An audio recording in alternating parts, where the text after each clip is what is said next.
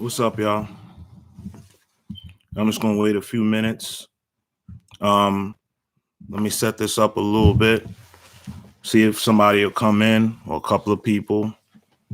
Gonna give it a couple of minutes.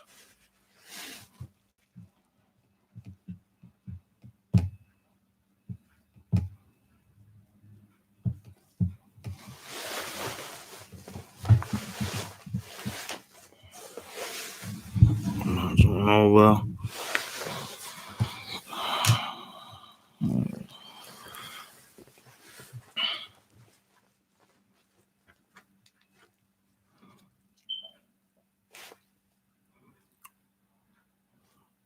I'm gonna publish this video, so I'm just gonna get started, and I'll probably replay this audio again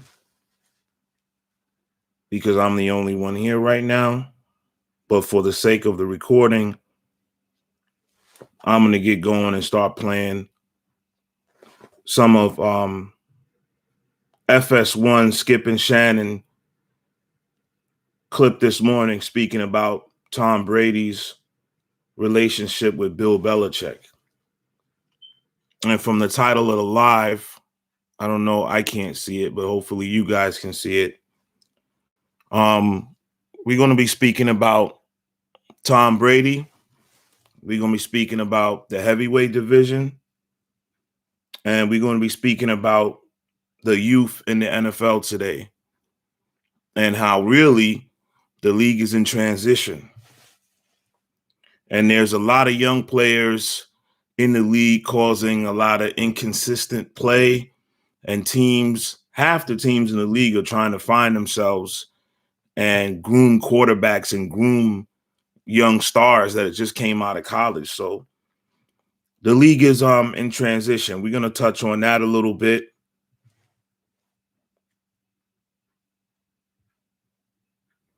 I didn't put any notifications out because this is a spur of the moment live. I figure it's still the tail end of rush hour. So a lot of people should be settling in at the crib or still in their car on the commute home. All right, let's get into this. With the team, right. He would be called out by Bill in front of the team. Practice would get stopped when Tom misfired or made the wrong call or decision. Yeah. Brady, you call him Brady. What are you thinking? What are you doing? Show him up in front of the team, which also sends a message to everybody. I'll treat you all the same way because you're all disposable to me because I'm the genius behind this operation. In some ways, I understand Bill Belichick's philosophy in that regard. He kind of ran it like the military, and it went strictly by rank. It didn't matter if you were a superstar drill sergeant. You're not gonna. The captain can still berate you and pull rank on you. No matter how great you were in the battlefield or wherever, you get back to the base or back home, and you have the captain tear you a new one in front of everybody. He can do that because he's the captain, and it's about rank. And I think that's the way Bill Belichick definitely structures his organization based on rank. And I believe he still holds coordinators, especially longtime coordinators, ahead of his players and even ahead of Tom Brady. And this started to create friction, as they'll get into here in this segment. Great. Okay, so now we get all the way to that 2017 season Super Bowl, and we finally hear a plausible explanation for why Malcolm Butler was benched for the whole game. The guy who played the most defensive snaps during the regular season played 0 defensive snaps in the Super Bowl. And I've told you 100 times on this show, I still haven't heard any explanation because Bill just danced around it. What happened? Obviously, Brady was furious about it afterward and actually commented on a post the next day. So maybe Twitter, IG or something. Like, I love you, Malcolm. Remember that? Okay, so now we have an explanation. That was odd I'm not going to say Malcolm Butler was the best defensive player on the Patriots that year, but he played every snap in the regular season. Well, he played the most snaps of any defensive player during the regular season and the playoffs to a certain point. And then to take no snaps in the Super Bowl and just be relegated to special teams, that was like a power flex by Bill Belichick, pulling rank. We'll have a direct hit on this later in the show. Okay. But we now know that according to the book, that Matt Patricia got into it. Again, the defensive coordinator at the time, who went on to be an unsuccessful head coach at Detroit, Coach Pencil, I call him. But he's Bill's boy. Right. He's like the right-hand man. One of two men that's ever left and been allowed to come back. He and Josh McDaniels. And he got into it with Malcolm Butler. I don't know the extent of getting into it. I don't know what words were exchanged. I don't know if they cursed each other out or Malcolm cursed him out. We'll see what offensive coordinator Josh McDaniels can do. When he went out on his own as a head coach, he wasn't exactly successful. Without Brady last year, the offense came to a complete stall. Cam was about 75-80% of himself. He had to learn a completely new offense, completely new terminology. And those of you that have never played football, try to go on Google or something and get an example of a playbook and go through that playbook, and you'll understand how difficult it may be to learn a new system, especially after you've been in the league over 10 years. So anyway, that was speaking about Josh McDaniel. We'll see what he's made of now with a rookie quarterback and no Tom Brady influence or effect at all on the team. We'll see. I don't know. But these things, these episodes, these conflicts happen every day on every NFL practice field. They just happen. You know it, and I know. See it in Hard Knocks, like every episode. They're getting after each other or whatever. It's like heat of practice battle, right? I've seen coaches and players almost come to blows. Well, exactly. And I so doubt arguing, and you go to the Super Bowl? And now you're going to bench this guy for the whole Super Bowl. And I told you after the Super Bowl, it felt a little sabotagey to me because Brady was getting too much credit. So what was the outcome in Robert Kraft's view of the Super Bowl? Wait a second. Our defense with no Malcolm Butler allowed Nick Foles to become the MVP by scoring 41 points in a Super Bowl, while Tom threw. You know, a lot of people want to dismiss what Nick Foles did in the Super Bowl, but I watched that game live. Nick Foles played a hell of a game. He played the game of his life at the exact right time. In a lot of ways, like Jeff Hostetler, for you old enough to remember the 1990 Giants winning the Super Bowl with Hostetler at quarterback and not Phil Simms, the longtime All-Pro there and the starting quarterback who was out on injury. Hostetler played the game of his life and earned a starting job somewhere else. I believe it was the Raiders Hostetler ended up starting for. But I don't want to dismiss Nick Foles' performance and say, you let Nick Foles do that. I watched that game. He was throwing bullets and darts, deadly arrows all over the place, pinpoint accuracy in that Super Bowl. He played his tail off, Nick Foles. For a playoff record, not a Super Bowl, an all-time playoff record, 505 yards. We put up 33, and we lost by 8 points. Right. Kraft had to be incensed. Brady had to be completely over the edge. Yes. That was when Brady came out and did the Q&A with Jim Gray at the Santa Monica. What was it? Is an appearance that he made at a conference, right? And remember what he was saying that. I plead the fifth about my happiness. Do you feel appreciated sometimes? Sometimes, yeah. Okay. So this situation reminds me of the situation with Michael Jordan and the Chicago Bulls. At some point, obviously, he had a great relationship with the owner of the Bulls because he went on to play baseball for that same owner's baseball team, the Chicago White Sox. So that in order for that to happen, they had to have some kind of relationship, Jordan and the owner of the Bulls. Ryan, I believe his name was Reinsdorf. His last name. But anyway, this Tom Brady situation reminds me of that. Because Michael Jordan had became such a big star and got such a big marketing push from Nike and came through and performed on the court to earn all of those praises. Not like they were just heaped on him for no reason. He was dominating the league even before he won his first championship. He just didn't have the team around him. A lot of people in the comment section of some of my videos like to talk about, he got smashed by this one and that one. Well, yeah, he didn't have a team. He didn't have a squad. Once he had a half-decent squad around him, they went on a roll. This reminds me of that situation in the way that Bill Belichick attempted to keep the reins on Tom Brady, keep control of him, because Tom Brady was obviously become the face of the NFL.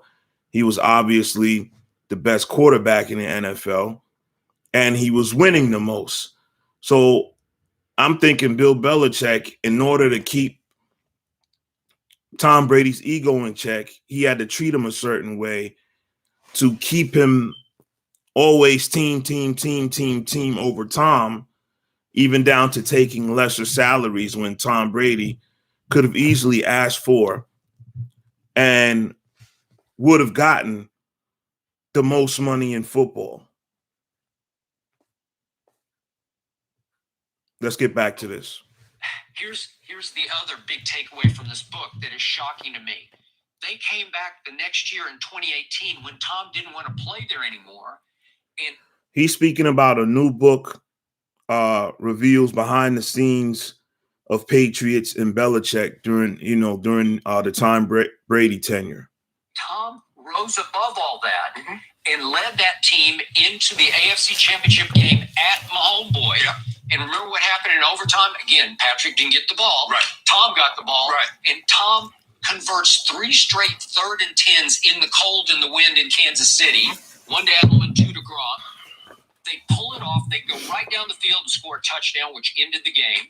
And they go to the Super Bowl. Tom didn't play very well, but he never plays very well against that Rams. Of course, you know who I'm watching, guys. And Jared Goff played worse, and I give Bill credit There's for Skip. his defensive game plan, but the quarterback Skip, on the other like side Shannon always says, Skip. eventually not be Skip. the quarterback because they just didn't love him at all. Right. So Tom did what he always does. He had a game-winning drive in the middle of the 4th quarter, and they won a Super Bowl in spite of all this chaos that was swirling behind closed doors in New England. That's shockingly great to me. Yeah, but that just goes to show you that Tom was willing to put that aside and do what's best for the best interest of the team and try to win a game, even though I'm not so sure.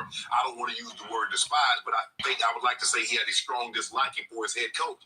And I think the guy above both of those guys, Mr. Kraft, put all that aside. He likes stacking those Lombardies. Every year you see his plane, the plane that they fly on, Skip, it got 6 Lombardies on the tail. Yep. So he likes that. So I'm willing to put that aside. I know the guy's a jerk. I know a guy, he's hard to play for. Hell, it's hard for me. He is up under me. Yep. But I'm going to put that aside. Coach Belichick always felt, Skip, it was him.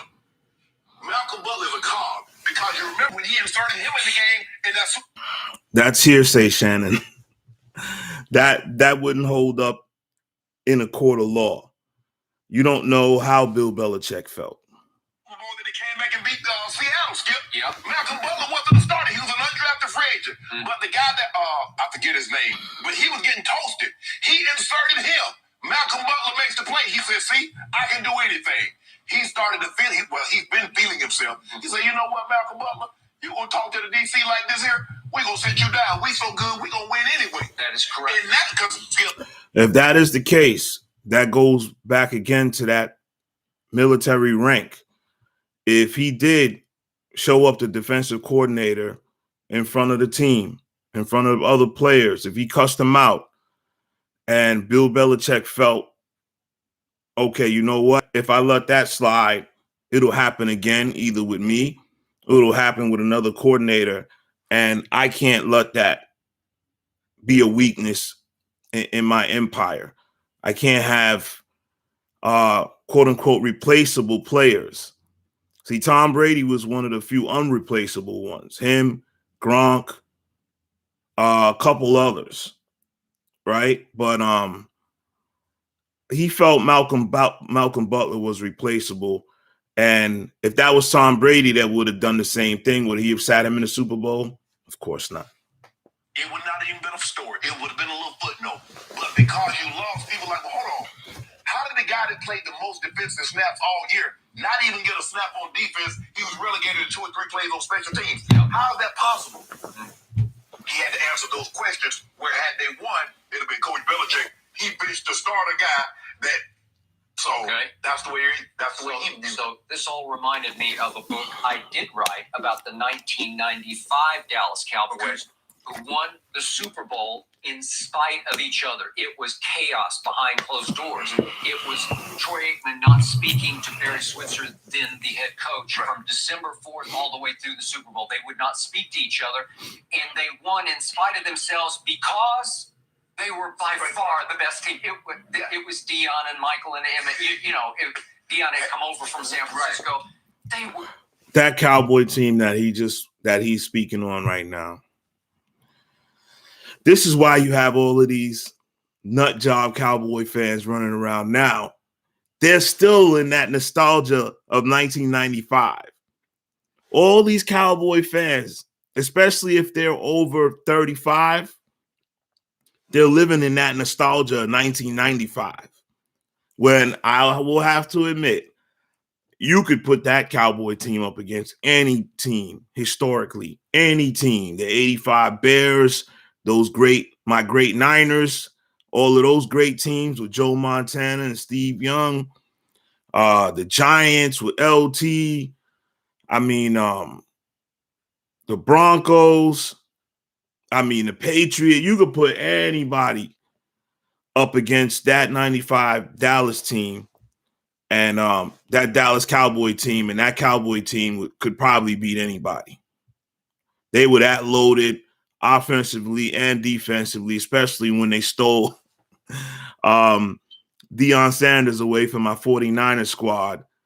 Deion played for the Niners in 94. They won a Super Bowl. He jumped ship to the Cowboys in 95, and he won another Super Bowl again with them.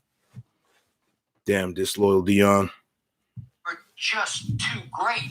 And they wound up just overwhelming Pittsburgh in the Super Bowl because it was Neil O'Donnell at quarterback and Larry Brown ended up being the MVP. Okay, well, that was different because by 2018, the cupboard's starting to get bare because Belichick is getting exposed as a team builder. I do not doubt his abilities as a defensive coordinator, a defensive mind, right at the top of the list. I'll give you all-time greatest defensive mind. You can go all the way back to the 2001 Super Bowl against the greatest show on turf. I give you that. But on talent level, he's slowly but surely letting it just slip away because he's saying, I'm so smart. I am so great. My aura is so powerful. It doesn't matter who my players are. I'll do it I'll just figure it out. My genius will prevail. No, it won't. At some point, if you lose that quarterback who was your buffer in the locker room, who kept everybody. I agree. They have to sell every part of sports. If it's a professional team, they have to sell every aspect of the team. So of course they have to sell the GM now, the president, the owner, the player personnel. They have to sell how great a head coach or manager they have and how he affects the game. But the bottom line is this: if you don't have talent, I don't care what kind of genius coach or manager you are, you're not going to win without no talent. To a low roar, like everybody was upset with a lot of things Bill Belichick did, but Tom would say, no, just can it. Just keep it to yourself because we can win in spite of him. Right? Skip. It's kind of like Phil Jackson. Well, Phil had Scotty and Michael. He had Shaq and Kobe. But when he was entrusted to put the Knicks together, what did he do? Fair enough. You got that, Skip. That was a debacle for all you Knicks fans out there. You thought Phil Jackson was going to come in and bring the ghost of Michael Jordan and Kobe with him. But being a coach and a GM is two different things. But I don't know if it was his call, but the one good thing is they did draft Porzingis.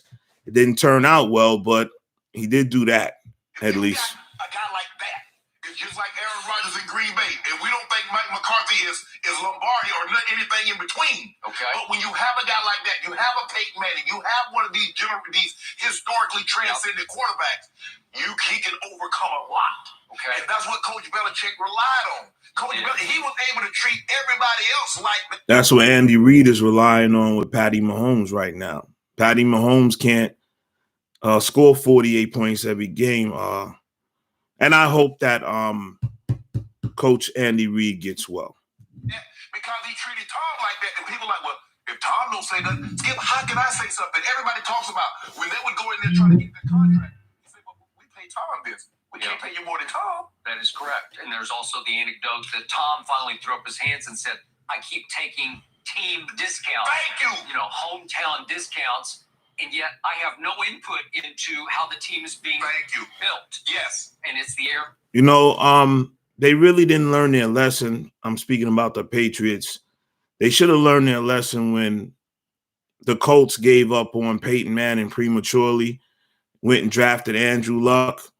Not that Andrew Luck wasn't great or had the potential to be great, but after everything Peyton did for them, the way that they kind of like said, well, you're done. And then he goes to the Broncos and breaks all kind of passing records over there and wins the Super Bowl with the Broncos. The Colts have never won again since Peyton has left. They haven't even come close. And they had a bad luck streak of their number one draft pick quarterback just not being able to take all of the hits that he took behind a weak offensive line or a mediocre offensive line. I'm speaking about Andrew Luck. Rodgers' dilemma, but they gave Aaron, they tossed him some bones. Yeah. Randall Cobb, Right. We'll let you do this. Right. We'll give you some of the play calling, whatever. No, not there. Tom was like, wait a minute. Yeah. I'm playing for pennies on the dollars, and you treat me like this? That's what happened. Oh, wait a minute. What's wrong with this picture? Okay. And finally, quick comment from you. There's the anecdote about 2016. Donald Trump at a rally as he was campaigning for president read a campaign letter, a letter of support written by Bill Belichick. Yep. A number of players in the locker room did not love it. So Bill addressed it, but didn't do. Okay. See, this is where a lot of people are getting fed up with sports. It really came to light with the whole Kaepernick fiasco. Then the whole Black Lives Matter fiasco that followed up behind it. And here again, they're trying to slyly push race politics again, because of course we know that the locker room of most NFL teams is somewhere between 65 and 75%, quote unquote, African American.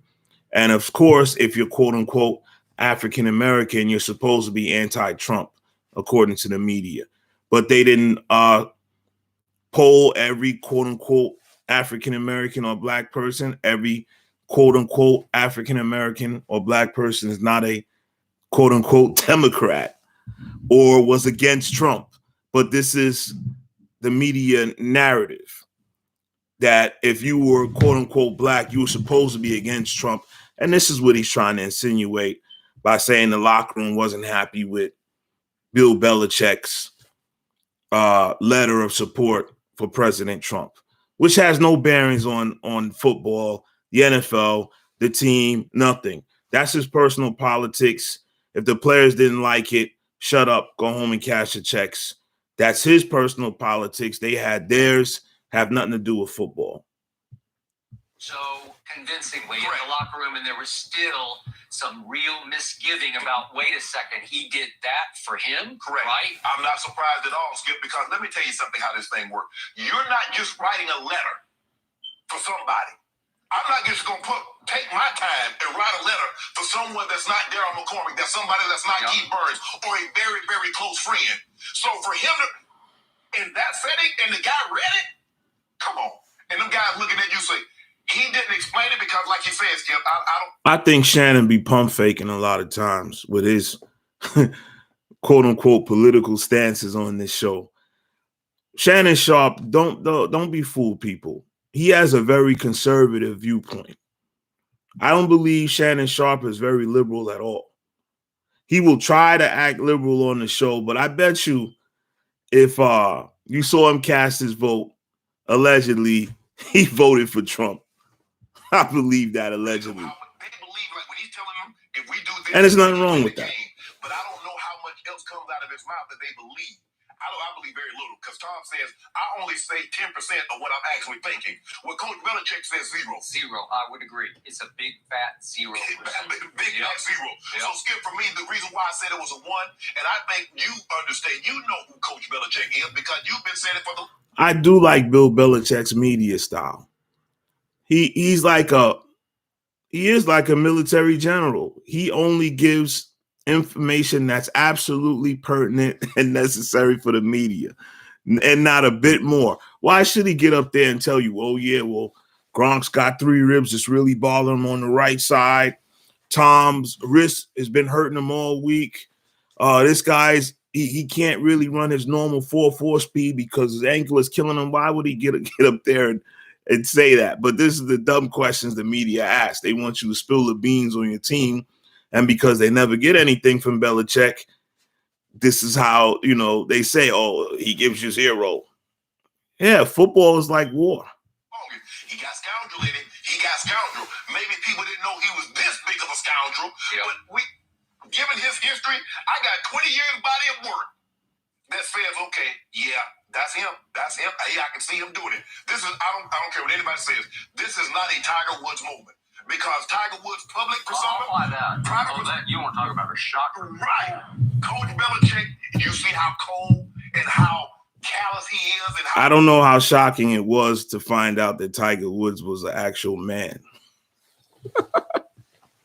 How shocking was it to find out that Tiger Woods liked women? Ooh, that's shocking, Skip. Condescending he is and feel like, who are you to question me? It's all fascinating how it all affects his persona. The book, I cannot read. I can't say enough about Jenny as a moderator here. She's great. She stays out of the way. She doesn't interrupt. Unlike over at ESPN, that moderator is nice eye candy, but she talks too damn much. This moderator here on Skip and Shannon, she plays her role very well. Although she does obviously side with Skip, even though Shannon makes her laugh all the time, she'll side with Skip because Skip is the boss. Skip, she probably had to be approved by Skip to get that job, so she leans toward favoring Skip's opinions, which is understandable.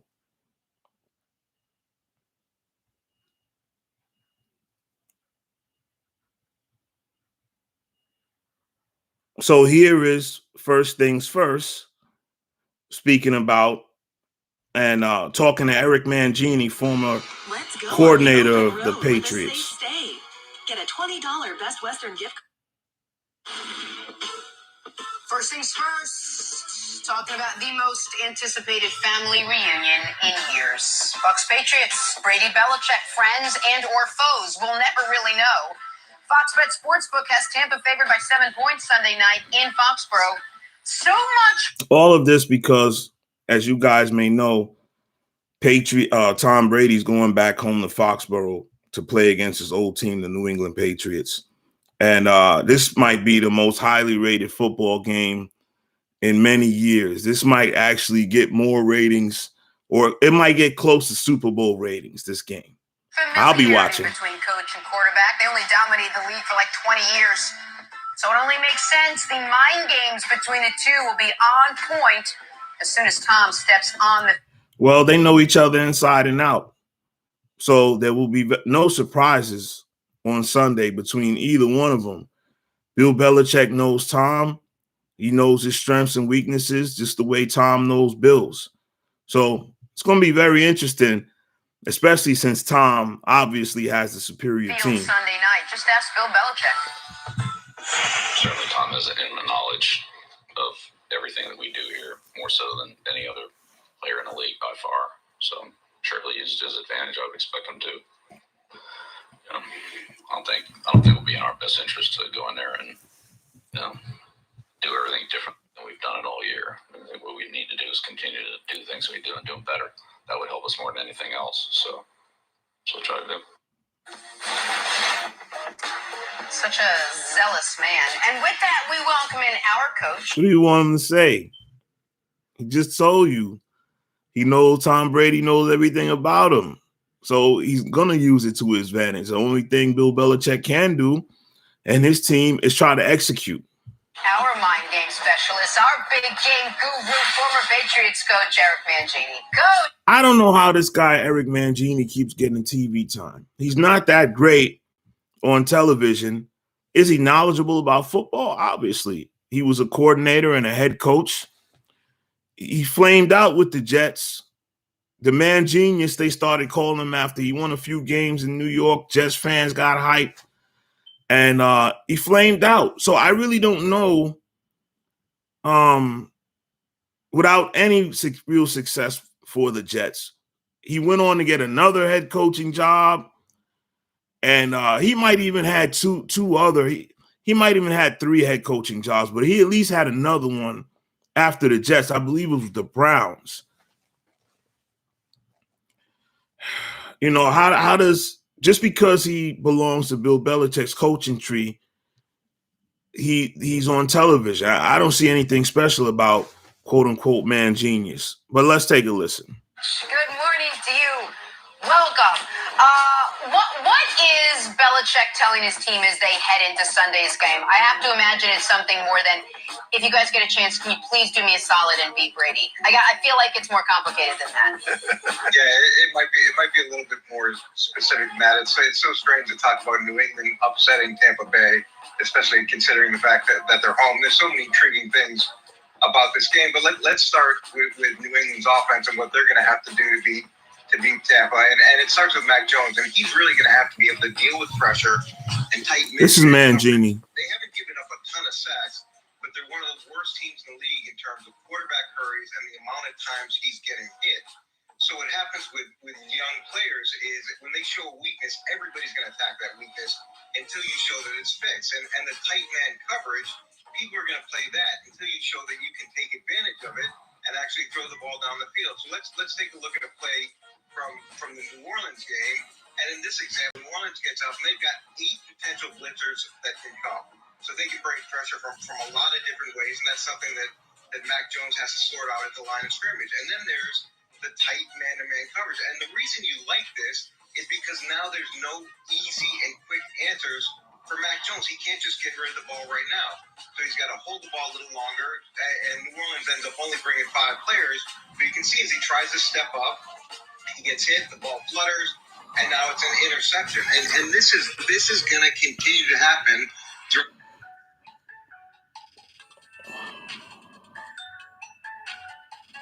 Once again, you have a lot of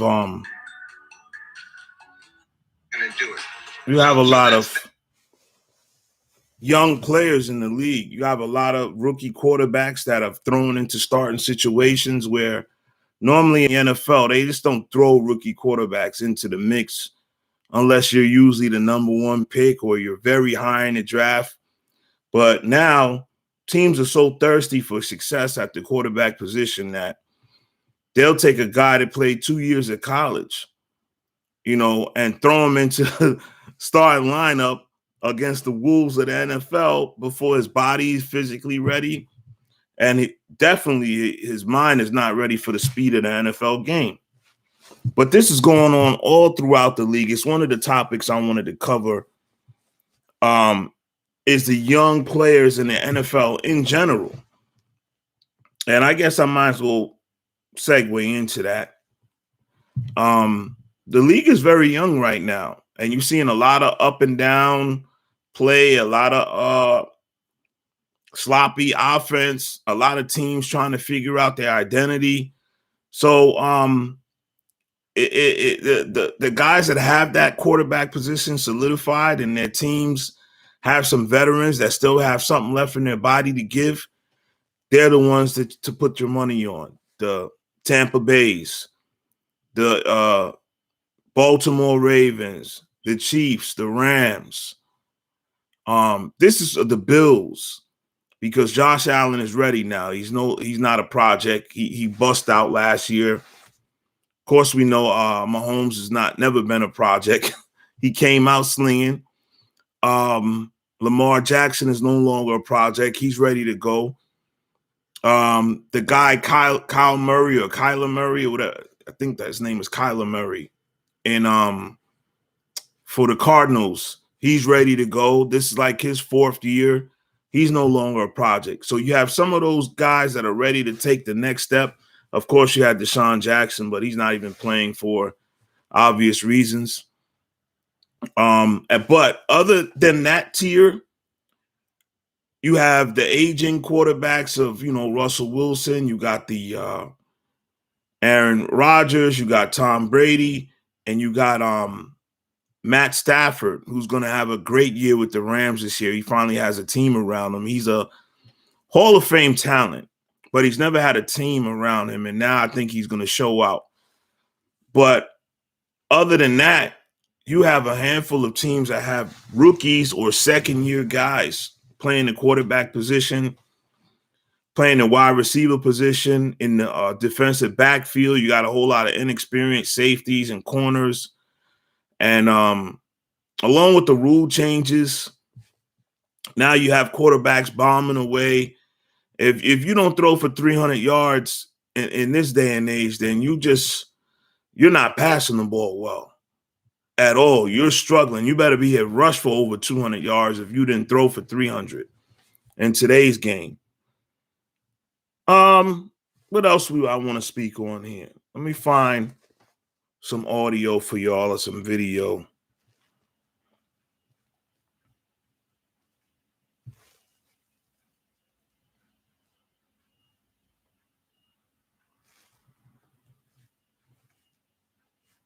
On the heavyweight division and the situation going on there.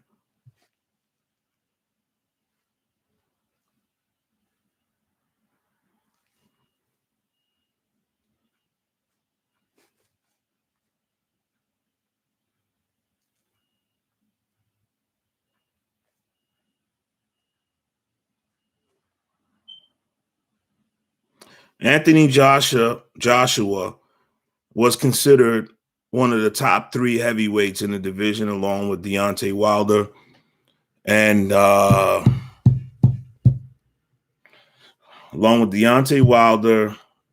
Tyson Fury. Excuse me.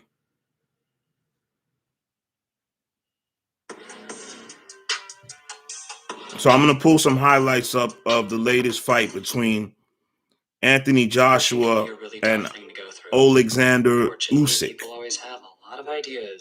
Usyk moved up from the cruiserweight division to fight for the heavyweight title. Anthony Joshua versus Alexander Usyk. Usyk is looking to become only the 3rd man to win world titles at cruiserweight and heavyweight, AJ. Meanwhile, he is looking to cast all doubt aside that he is the #1 heavyweight on the planet. WBA, WBO, and IBF heavyweight titles are on the line.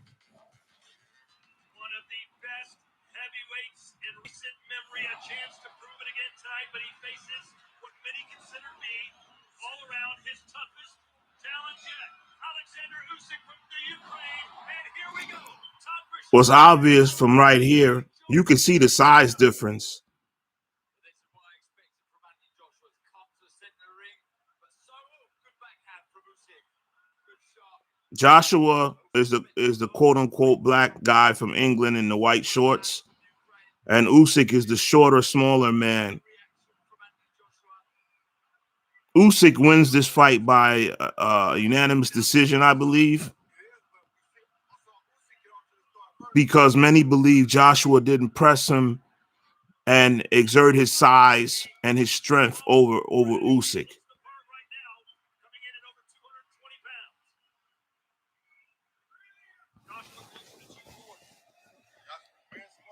But you guys can watch that fight. You guys can look that up and get a much clearer version of that fight, a much better version. I'm going to find some audio here.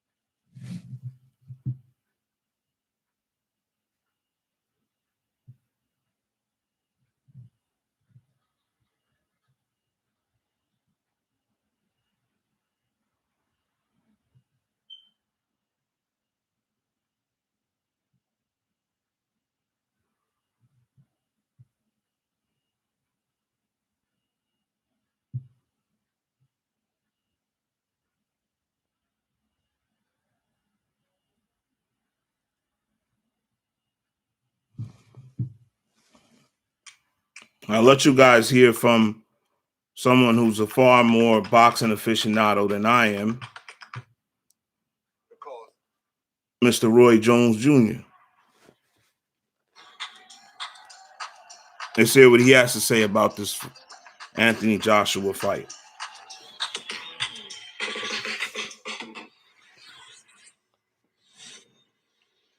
And then I'll speak on the heavyweight division in general when Roy finishes. This is Coogan Cassius for IFL TV, proudly sponsored by Everlast. It's the morning after Joshua's defeat to Alexander Usyk last night, joined by Roy Jones. Roy, thank you very much for your time this morning. Roy, where did it go wrong for Anthony Joshua in your opinion last night? The main thing Anthony did wrong was when you fight a guy that's smaller, come up in weight, you must let him know that tonight you're the bully. You're not going to let him come up and take over nothing. He let Usyk land 2 straight left hands, then an overhand left in the first round. That was telling. I mean, he came up and made a statement the first round. You cannot allow that to happen with a small man. Did both fighters, let's talk about Usyk and Joshua, did they fight the way that you expected before? I know we did that little talk with you and Tony Bellew a couple of hours before the fight, but how did they compare with how you envisioned them to both fight? They fought a little different than I expected them to, because I expected, like I wanted them to. I knew that Usyk needed to make a statement in the first round if he could. I didn't think Joshua would let him make that statement. So that's why I was thinking if Joshua fights the right way, this is a great Roy Jones. Do anything until later on. So make him keep fighting. Then later on, you try to change the game up a little bit. But Joshua came out and gave Usyk respect right away. He let Usyk basically control the center of the ring. And so Usyk won the first 3 rounds. I was surprised because I know the late rounds you go win the most of them because the knowledge, the IQ. But I wouldn't expect Joshua to give him the first few rounds. You can't do that. If you let the little man get 3 rounds, he feel like, I got this easy. I'm in the game. You let him in the game, though. You understand? You can't let the little man in the game. So I never thought Joshua would allow Usyk to get in the game that quick. I'm going to stop Roy there. I'm just going to say this. Joshua is not it. If you guys are looking for the next heavyweight champion in Anthony Joshua, he's not it. Wilder is more of a champion than Joshua. I believe if they fought, Wilder would knock Joshua out. This is why Joshua has stalled on taking this fight for so long. They'd offered him plenty of money. His people keep turning it down, and because I believe his people know that there's a limit to his game, and in order to keep the money coming in, they have to keep him winning. He's already taken an L. Now this is another L, which doesn't really matter as long as he can come back and go on a win streak. But how is he going to deal with Tyson Fury, who can box just as great as Usyk? Alexander Usyk, and is twice as big. Yet he's not going to have no shot against Tyson Fury. So right now, Tyson Fury is, until this Deontay Wilder fight coming up, this third fight, we'll see what happens in that. But right now, Tyson Fury is the man at the heavyweight division, which really isn't saying much because there's just hasn't been much out there since Tyson, Holyfield, Lennox Lewis, Riddick Bowe. Since that went on to the Klitschko brothers, there hasn't been, the cupboards have been bare in the heavyweight division. And this is why, but even now in the MMA, UFC heavyweight division, they had to bring in Brock Lesnar and, gimmickry like that because the heavyweight division wasn't that great in the UFC either. It's just now starting to bubble because of Francis Ngannou. And there's another guy, I think his name is Cyril Kane or something like that. But, the big man in combat sports hasn't really been leading the way since Floyd Mayweather came to the forefront. Floyd Mayweather, Manny Pacquiao, smaller guys like Roy Jones have been more entertaining, have been bigger draws. And I don't see that changing anytime soon unless a bona fide, young, legitimate, charismatic heavyweight steps into the forefront. And it doesn't even matter if he's from the United States or not, just as long as he's charismatic with his communication to the people. So, yeah, that's all I want to speak about on that for now, unless someone in the comment section wants to speak on it. What else did I want to speak on here?